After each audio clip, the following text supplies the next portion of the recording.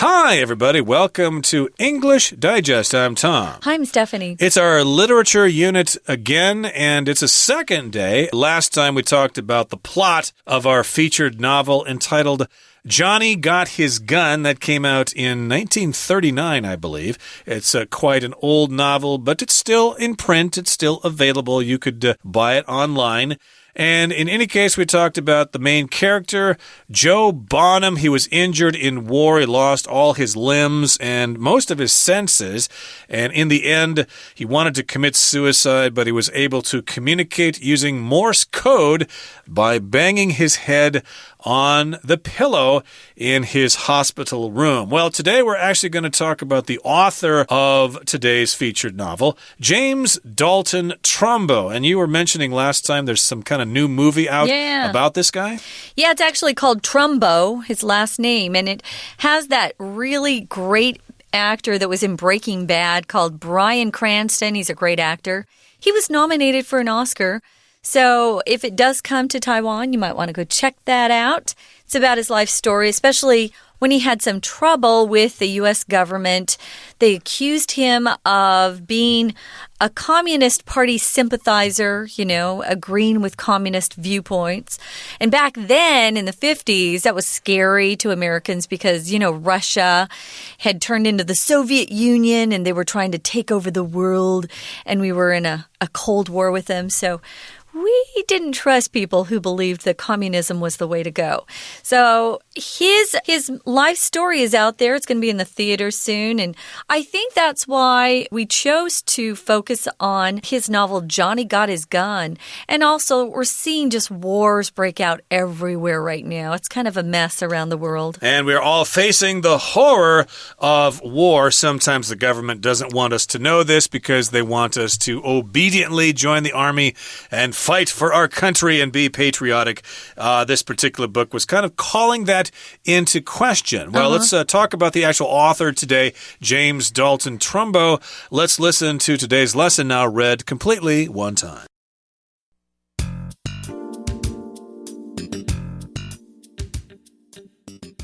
James Dalton Trumbo was born in 1905 in Colorado, U.S.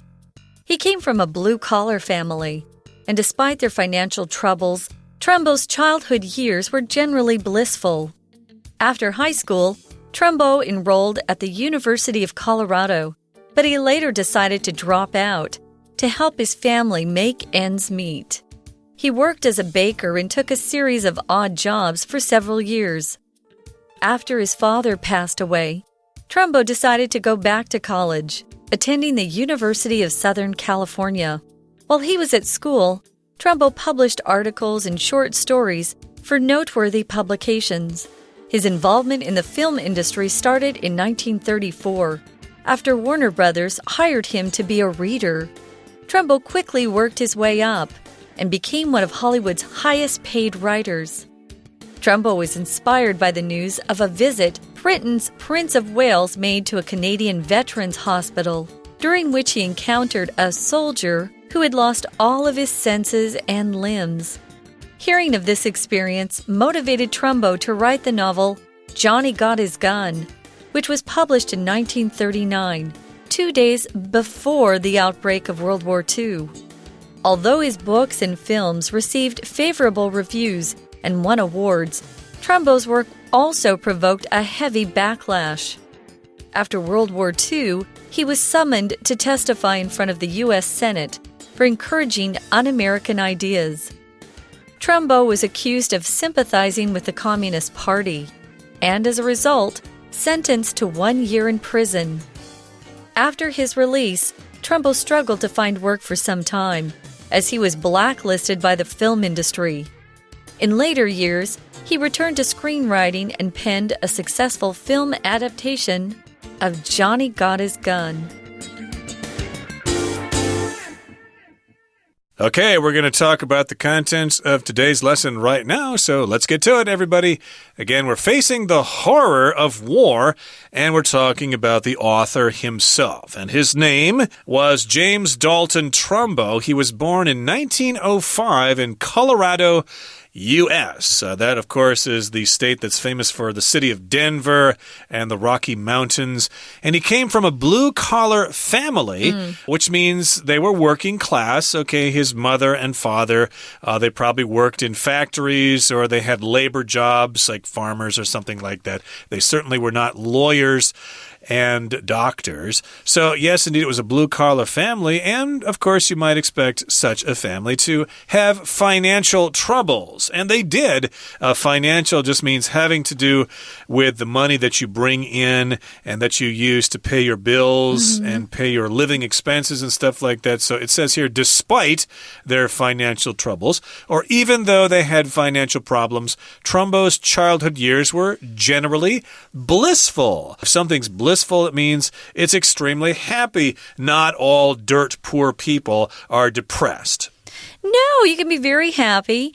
And we don't know if they were dirt poor, which means they had nothing. But, they didn't have a lot of money. Nowadays, families have enough money to maybe fly to a different country for vacation. If you're in a blue-collar family and your mom and dad work jobs and they don't make a high salary, maybe you don't have enough money to do these exotic vacations or even go to Disneyland for that matter. Well, even though they didn't have a lot of money, his childhood years were generally blissful. Blissful just means really happy. He had good parents and he enjoyed his childhood. Well, after high school, he enrolled at the University of Colorado. That's where he grew up. So it was a state school, probably a little cheaper to go to, an in-state school. If you enroll, you officially register to attend that particular school. But it says he later decided to drop out to help his family make ends meet. If you drop out of school, it means you stop going. He probably didn't have enough money to pay tuition and also help his family. And he was a good son, so sometimes you have to make sacrifices. And he chose to help his family first. To make ends meet means you're trying to make enough money just to pay the bills. Not to make lots of extra money, where you can just go and buy things that you want but you don't need. When you make ends meet, you're just paying for the basics, the things that you need to live on, your electricity, your food, your rent. Yeah, and again, drop out here means to quit school. You can't use this to talk about your job. You quit your job, but you drop out of school if you do decide to quit school for whatever reason. He did because his family, they were having financial problems, so he wanted to help them make ends meet. And here's the kinds of jobs he worked. He worked as a baker, which means you work in a bakery making bread or pastries and stuff like that. And he also took a series of odd jobs for several years. And I had several odd jobs. When I was in university, I worked for a restaurant. I helped deliver mail. I delivered newspapers and stuff like that. Me too. I shoveled sidewalks during the winter. Those are all odd jobs, and he did this for several years to make a little bit of money to help make ends meet. Now, after his father passed away, Trumbo decided to go back to college, and he was attending the University of Southern California. That's a great university. It's a private university, and it's very expensive. I wanted to go to the USC, as we call it. I wanted to attend USC, but my mother wanted me to attend another university. It's very expensive, so I think by that point in time, he'd made enough money that he could attend USC. Or maybe he got a scholarship or something. USC is located in Southern California, which means Hollywood is nearby, where they make movies. Indeed. Yeah, so while he was at school, he published articles and short stories for noteworthy publications. So he was a good writer. Good for him. If it's noteworthy, it's something that stands out, that people notice. So you could say for some well-respected or well-regarded publications, a publication is something that is published. Could be a newspaper, it could be a magazine. Here, I'm thinking they're probably referring to magazines. And, of course, some noteworthy publications nowadays would include what? Time Magazine, the Wall Street Journal, the New York Times, etc. Those are noteworthy publications, famous publications. And his involvement in the film industry started way back in 1934 after Warner Brothers hired him to be a reader. Notice here we've got BROS as an apostrophe or as an abbreviation. Yeah. But we still say brothers. Warner Brothers. I think they're still around, actually. They are. And he was hired as a reader. A reader is usually somebody who just reads books for pleasure. He reads the scripts that come in. Exactly. Readers could be employed by publishers or, in this case, movie studios, and people would send in manuscripts or scripts, and he would have to read through them, and then he would have to report on them and say, well, this script is actually pretty good. It could be made into a movie, or this one's terrible. This person obviously doesn't know what they're doing. Yeah, they do need to hire people as readers because lots of people send in scripts and stories and stuff, especially if you're a publisher.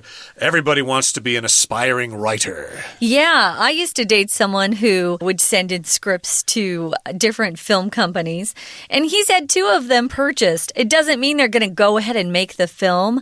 They just want the rights to it. His involvement means his participation in the film industry includes all of the companies that not only make the movies, but the people who support the film industry as well. The caterers, people who make the food for the actors and the crew when they're on the film location. All those people make up the film industry. It was really a big business. He started back in 1934. And he worked for the very powerful Warner Brothers. Now, we're going to go on and talk more about his life, guys. But right now, we're going to take a quick break.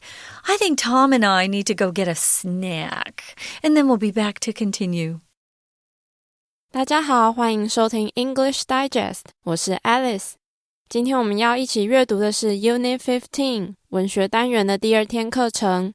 在今天的课程里，我们将一起了解小说《强尼上战场》的作者James Dalton Trumbo 的生平背景，以及作者创作这本小说的原因。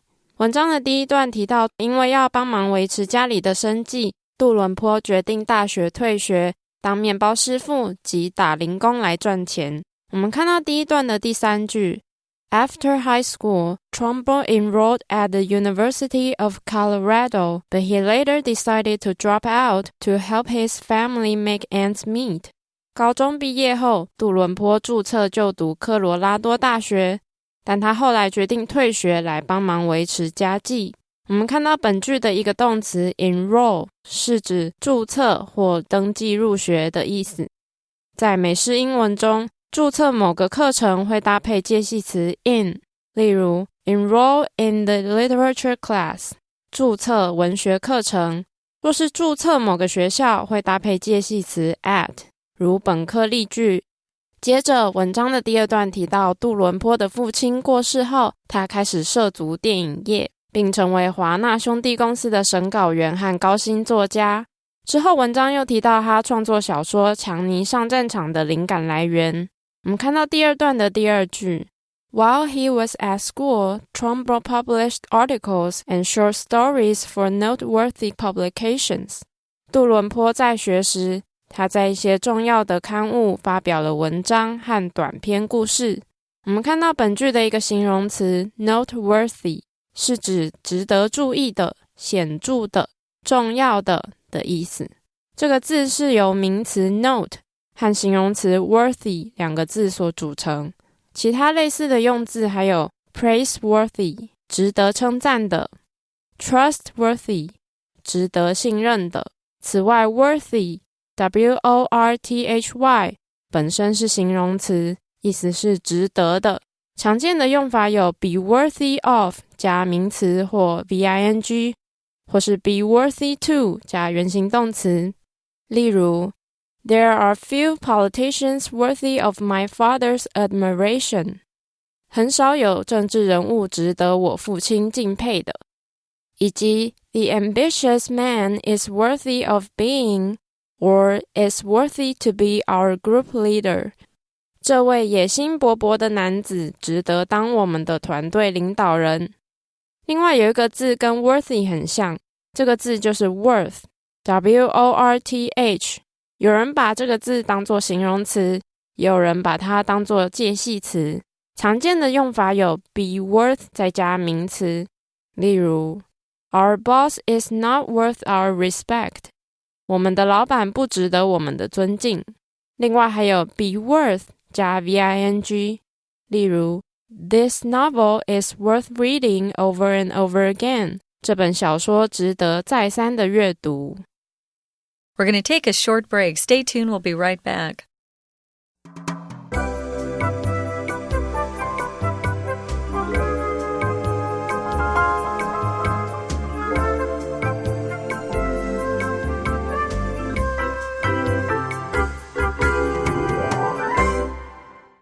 Let us continue our lesson. Ooh, I feel so good after that snack. I wonder if there is a rule against eating while you're recording a program, but sometimes I guess you do need to do that. It hits the spot. But in any case here, we're talking about the author of our featured novel, Johnny Got His Gun. And the author, again, is James Dalton Trumbo. He's from a blue-collar family, born in Colorado, worked some odd jobs to help out his family, then went to USC, became a reader, and then later he started to publish short stories for noteworthy publications, and he eventually got involved in the film industry. And he quickly worked his way up and became one of Hollywood's highest-paid writers. So I guess he was a script writer there. He got his foot in the door. He started publishing in publications, and they started to know about him and thought, hey, this guy really knows how to write, so let's hire him. And later he actually made a pretty decent salary as a writer in Hollywood. Isn't that exciting? That was kind of a cool place to be because you'd get to meet some famous actors and actresses. And if you did well, you could make some money, which was always good and always fun. Now, it says here that he worked his way up. We'll often use that phrase, guys, to talk about starting very low. Maybe you're in the mailroom to begin with, or you're a secretary. But the better you do and the more you try to impress those around you, especially your boss, you get promoted. And that's the way you can work your way up. And eventually, he was being paid a lot of money to write some screenplays. Now, he was inspired by the news of a visit from Britain's Prince of Wales. You know, in England, in Great Britain, they have royalty. We don't have royalty in America, so we think it's kind of fun. They have kings and queens and princes and princesses.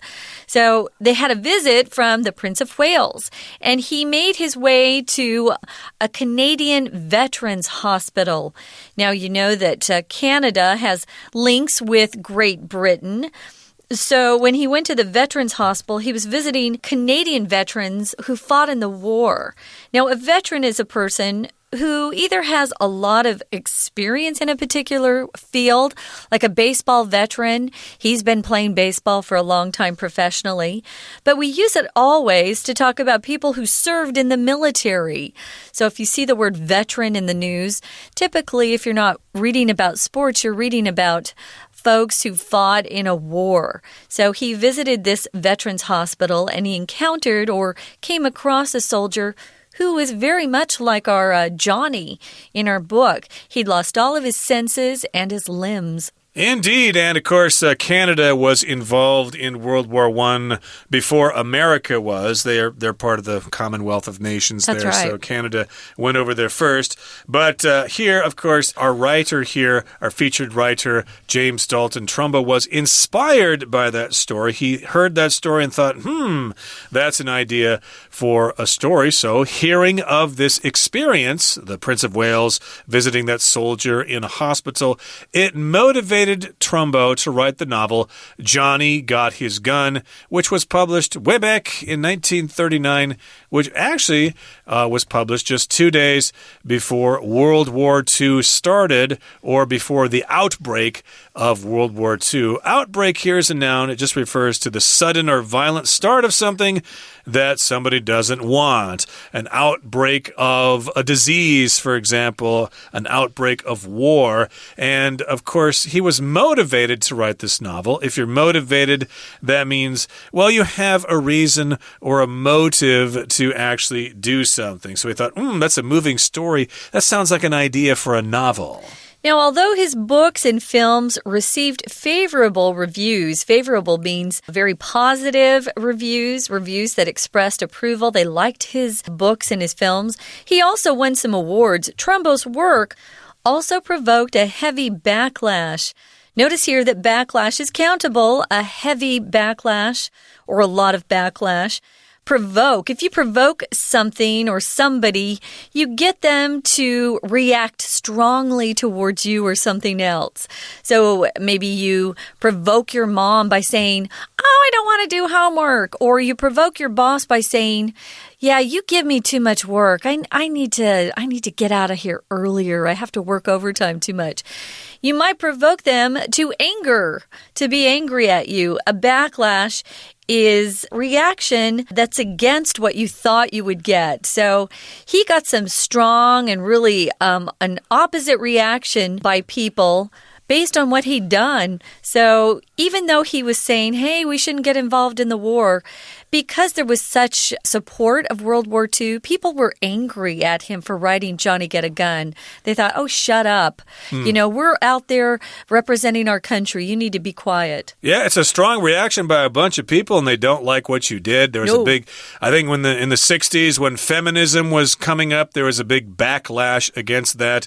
And again, his work was provoked, or it provoked this backlash. People didn't like it. And after World War II, he was summoned to testify in front of the U.S. Senate for encouraging un-American ideas. So here, if you're summoned, that means someone in power, someone in authority actually demands that you come someplace. It doesn't mean they're going to throw you in jail, but they call you to do something. You must show up. You got to show up, yes. You're summoned to testify in court or to appear in court.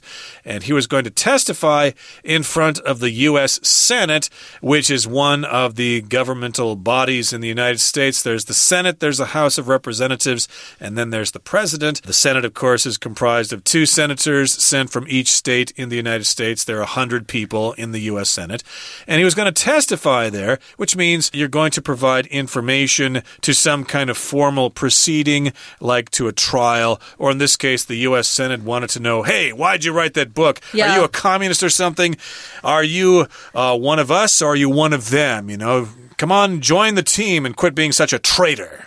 Yeah, well, he was accused of sympathizing or feeling sympathy or feeling, sorry, or feeling like, oh, they have some right ideas. They have some good ideas that I kind of agree with.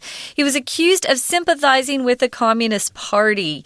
And of course, communism is a political idea where the classes fight between each other. The rich people and the poor people fight. And eventually, what happens is that everybody owns and shares property, and each person is paid according to their abilities and needs. Communism is still alive and well in China and North Korea, some of these countries. And Cuba. Oh, yeah. Still there. Yeah, it's still around. And in any case here back then, though, communists, especially the Russians, were the big enemy. Yes. So, yeah, he wasn't being accused of being a communist himself, but he was being accused of sympathizing with the commies, and you're not supposed to do that if you're a good American. So as a result, he was sentenced to 1 year in prison. If the government decides that you're going to be punished for a crime, you are sentenced to 1 year in prison, and if you do something really bad, you might be sentenced to death. To death, or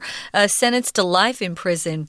Well, after his release from prison, he really had a hard time finding work, which is understandable. There were a lot of writers, screenwriters in Hollywood who were blacklisted by the film industry because they were sympathizing with the communists, or they were accused of being communists themselves. They were then put on a blacklist. The blacklist was actually a list of people's names, and they were viewed as being suspicious, and they weren't supposed to be allowed to work in Hollywood, or Hollywood would get in trouble by the government, who was closely watching this stuff. So you can use blacklist as a noun or a verb. Someone can be blacklisted, or he was on a blacklist. You could also say that.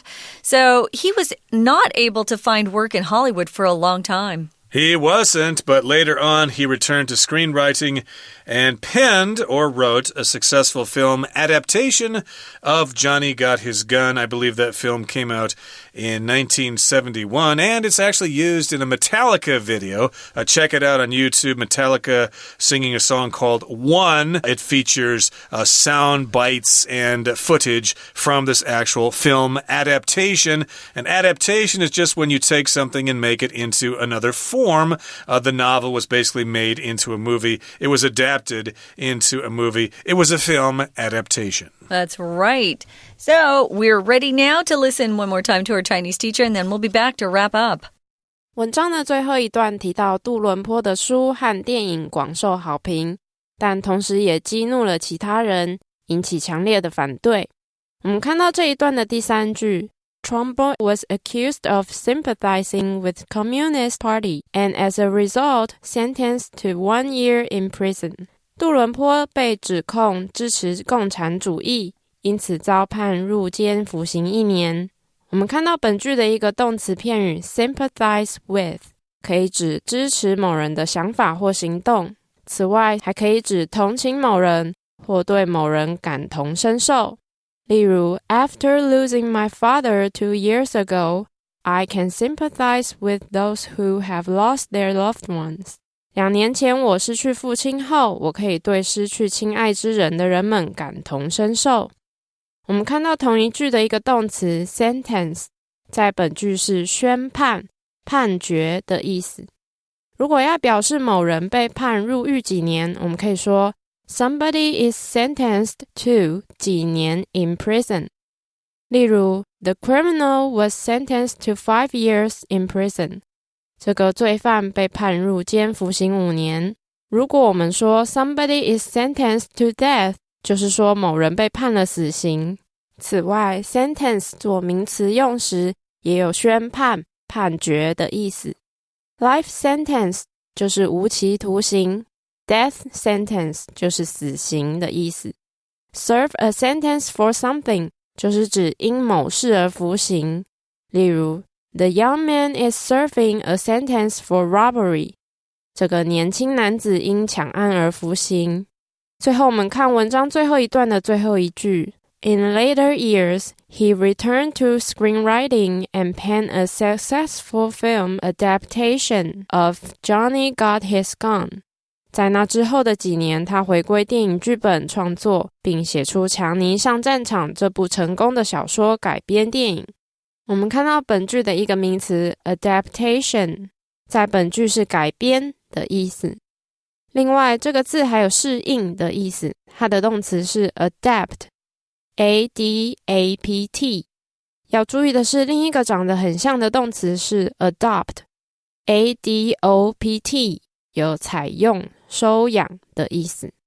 名词是 adoption A-D-O-P-T-I-O-N， 而形容词 adapt A-D-E-P-T 是指熟练的。这3个字 adapt, adopt, adapt 可不要混淆咯。以上就是今天的课程，谢谢收听。That is it for today. Thank you for joining us, but this is such a fascinating topic that we're going to talk about it one more day. It is our encore performance for this particular subject. Johnny got his gun. So make sure you join us then. It's going to be a big one. From all of us here at English Digest, I'm Tom. I'm Stephanie. Goodbye. Bye.